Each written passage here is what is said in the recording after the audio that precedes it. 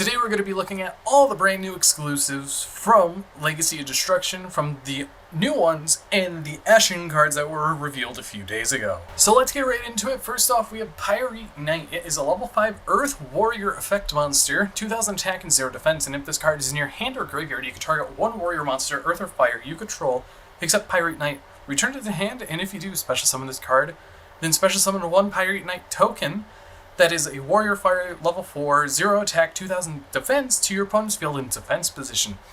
And during the battle phase, quick effect, you can special summon one warrior monster from your hand. You can only use each effect of Pyrite Knight once per turn.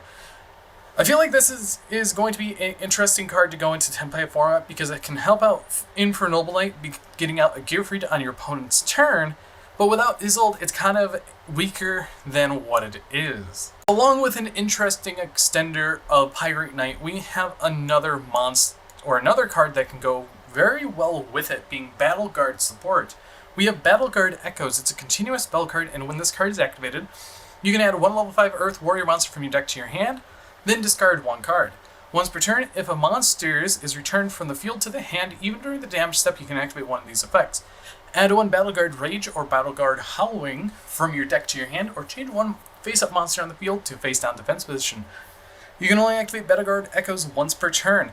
So either you're going to be searching out two trap cards that really don't do much in your deck, or a Book of Moon. Realistically, I think the Book of Moon effect is going to come up more in this searched out Pyrite Knight, which is very, very much of a coincidence, in my opinion. Next up, we have a brand new lore addition to the Die lore, being Double Die. It's a noble trap card, and you can activate one of these effects. If you control no monsters, special summon one level 4 warrior from your deck. Or you could target one warrior monster you control, special summon one Earth Warrior monster with an equal or lower level from your deck or graveyard. You can only activate one Double Die per turn. Very nice Earth Warrior support. It's been a while since we've gotten support towards them, in my opinion. And we have 3 cards back to back that are all Earth Warrior support, which is very interesting, but also very cool seeing the love to them again. Plus, after Isolde got banned, definitely warranted after that. Next up, we have a card that ties with a later spell card, field spell, in a few. We have Cursed Witch. It's a light level 4 spellcaster effect monster. The attack is 1800 and defense 700.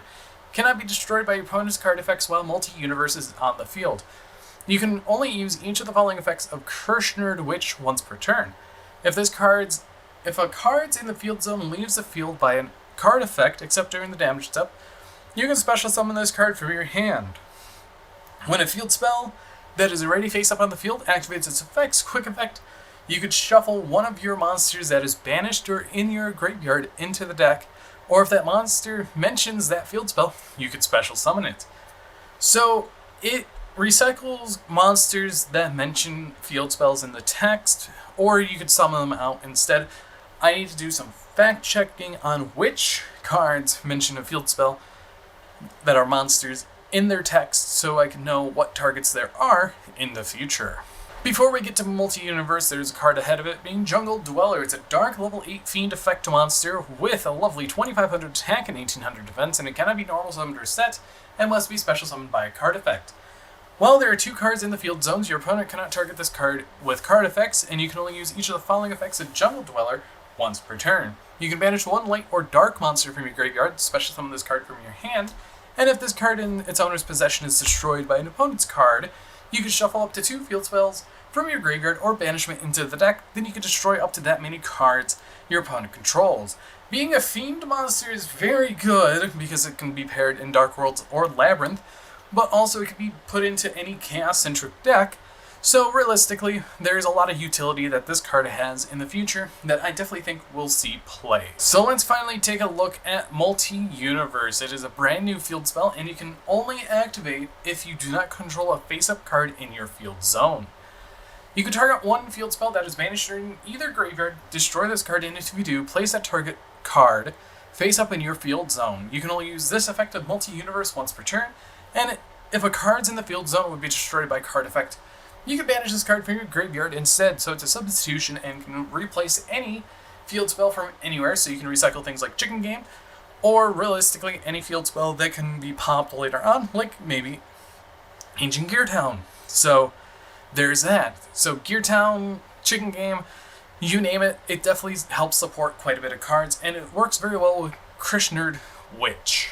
And finally, the last card outside of the Ashen, we have Voiburl the Dragon Undertaker. It's a dark level 10 illusion effect monster, 3000 attack and 0 defense.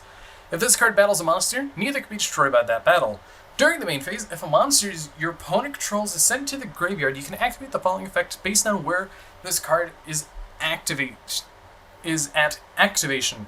But you can only use each effect of Voiburl the Dragon Undertaker once per turn. If it's from the hand, you can special summon this card, or if it's from the field, make one effect monster your opponent controls lose 1500 attack. Then if its attack becomes 0, by this effect you can destroy it. So it's kind of like a Slifer the Sky Dragon, along with other things that just automatically summons from the hand, like probably Gores is a good example. But realistically, it's a 3k beat stick on a level 10 illusion that you can also possibly go into something like a Super Dreadnought Rail Cannon Gustav Max. So that is very scary, and being an illusion also is really deadly in that combination too, especially for the future of illusion decks. Next up, we're recovering this card being Isa the Dragoness of Deranged Devotion. It is a fire dragon effect monster, 1500 0 defense. Here's the effect, but I'm not going to read the again because I already covered it, so you can check out a previous video. But if you want to look at it now, hit the pause button because I'm going to be skipping right over this. And then finally, after all those, we have the last card before the Ashens being Haggard Lizard Doze. It is a water reptile link effect monster, 800 attack, link 2 points bottom and the right arrows. Its materials are 2 monsters with different names, so nightmare stats for that. You can banish 1 monster face up on your field or in graveyard with 2000 or less attack, then target 1 face up monster on the field. Make its attack become equal to the original attack of that monster's banished to activate this effect until the end of this turn. Then if you banished a monster that was originally reptile, draw 1 card. You can only use this effect of Haggard Lizardos once per turn.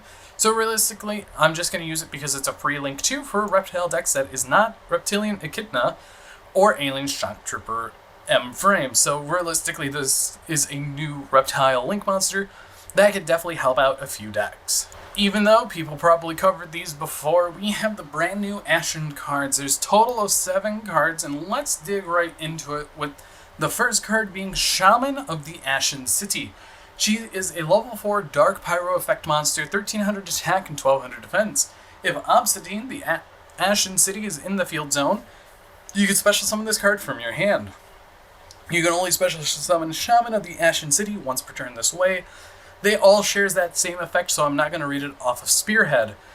You can target 3 of your Pyro monsters that are banished or in your graveyard, shuffle them into the deck, then if you shuffle an Ashen monster, you can add 1 Obsidian the Ashen City from your deck to your hand, and you can only use this effect of Shaman of the Ashen City once per turn. Overall, it's an interesting card, but I see it more as a 1 or 2 of in the deck. It's not Priestess level, but Shaman is close enough in my opinion. But still, let's go over the rest of the support, and we do have OCG support coming in later in the next few sets, most likely. And when I do say in the next few sets, I mean 6 to 9 months from now, probably up to a year, we'll probably see Ashen support on the OCG side. But outside of that, let's get to the next monster. And this is another main deck monster being Spearhead of the Ashen City. Level 4 Dark Pyro effect monster, 1700 attack and 100 defense. It has the same exact summoning condition. If Obsidian's on this field, you can special summon this card from your hand, and you can only do that once per turn. If your opponent controls a monster with 2800 more attack, you contribute this card, then target 1 card your opponent controls, return it to the hand. You can only use this effect of Spearhead of the Ashen City once per turn. This is trying to be something like Heretic Seal of the Heavenly Spheres. So, in my opinion, it's going to be another one-of name. And honestly, I wish we had more impactful names that actually do more instead of stuff like these 2 cards. But honestly, it's Konami. They can do whatever they want. Next up, let's take a look at the new Vidos fusion monster. It is Vidos, the Dragon of Endless Darkness. It is a level 10 Pyro fusion effect monster, 3000 attack and 1700 defense. Materials are Vidos, the Eruption Dragon of Extinction, +2/+ level 9 or lower Pyro monsters. Cannot be destroyed by card effects. Also, your opponent cannot target it with monster effects. If this card is fusion summoned, you can destroy all spell and trap cards your opponent controls. When your opponent activates a card or effect on the field, quick effect, you can send one face-up Ashen card you control, destroy that card. You can only use this effect of Vidos, the Dragon of Endless Darkness, once per turn. Being able to wipe the spells and trap cards is very useful, and being able to interrupt anything that is kind of like a continuous spell, field spell, is also very good. And I'm covering this card again because it's a little refresher outside of previous with Isa. But realistically, it's a good fusion monster. You could super poly it against Snake Eye if you want to, or if you're facing against the mirror, that would be one heck of a mirror because it's a lot of who can get to what first. But overall, this is an interesting card, and realistically, I do see Ashen going places over the next year or so. Next up, let's get into the new spells and trap cards. We have 3 spells and 1 trap, and the first one is Embers of the Ashen, or this is actually fusion monster, it's the other fusion monster.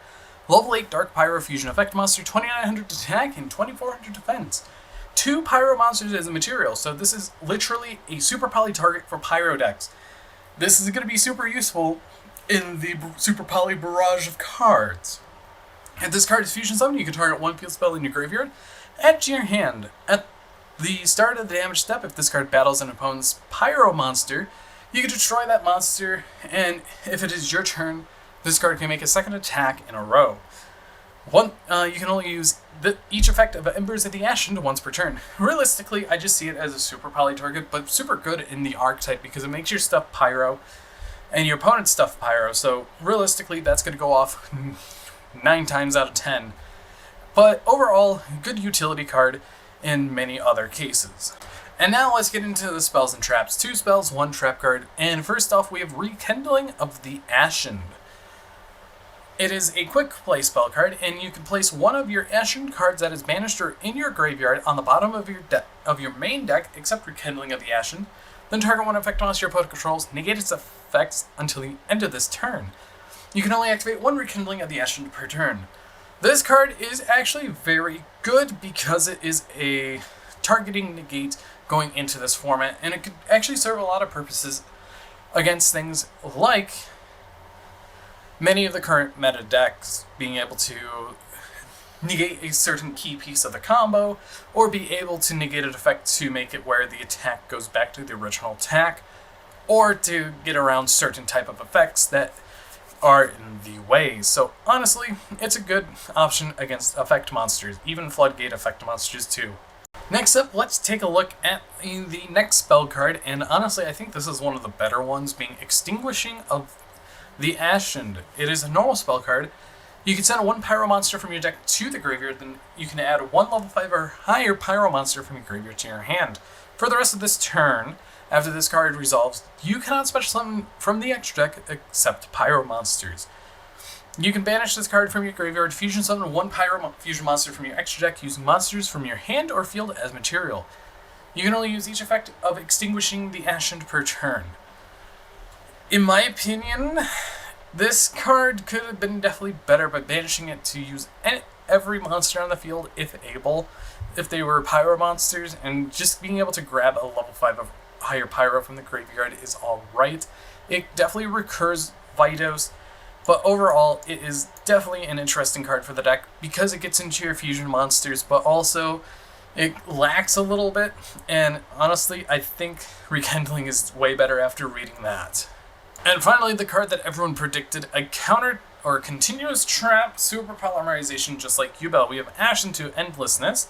It's a continuous trap card, and during the main phase you can fusion summon 1 Pyro fusion monster from your extra deck using monsters from either field as material, including Vidos, the Eruption Dragon of Extinction. And if you do, it gains 500 attack for each material used. You can banish this card and 1 Dark Pyro monster from your graveyard. All monsters your opponent currently controls become Pyro until the end of this turn. You can only use each effect of Ashen to Endlessness once per turn. as I said, this is just like the Yubel Continuous Trap card, so realistically, it's definitely going to be a card that you want to run in at least multiples of 2. But overall, I definitely think Super Poly is way better, so I would definitely run like one of this and 3 Super Poly at the end of the day. But that has been all of the TCG exclusives for the Legacy of Destruction. And for the imports, we have Pendulum Witch, Dandy White Lion, Code of Soul, and Supreme King Dragon Zark Synchro Universe. So keep an eye out on those, because a few of those are actually really good coming up in future decks. But anyways, I've been Bolt Spider. See you guys in the next video, and goodbye.